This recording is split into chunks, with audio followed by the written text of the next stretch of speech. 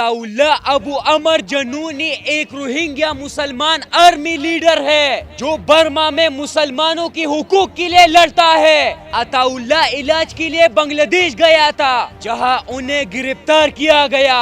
سب سے پہلے تو میں اس بات کا مذمت کرتا ہوں، اب روہنگیا کے لوگ اس پر بہت پریشان ہیں کیونکہ عطا اللہ ان کے لیے ایک مسیحا سے کم نہیں تھا۔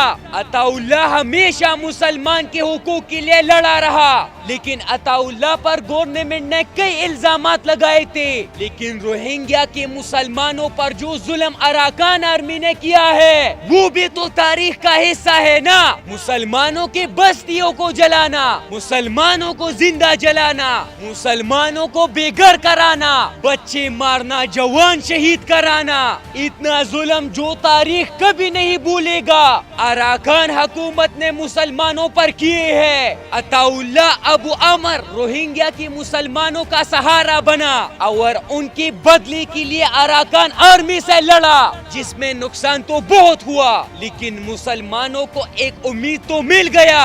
7,50,000 مسلمان روہنگیا سے بنگلہ دیش منتقل ہوئے اور کیمپوں میں رہنے لگے جو آج بھی مشکلات کا شکار ہے۔ بنگلہ دیش کو چاہیے کہ عطا اللہ کو ریلیز کرے کیونکہ وہ ایک مسلمان لیڈر ہے۔ روہنگیا کے مسلمانوں کا اور کون ہے سوائے عطا اللہ کے؟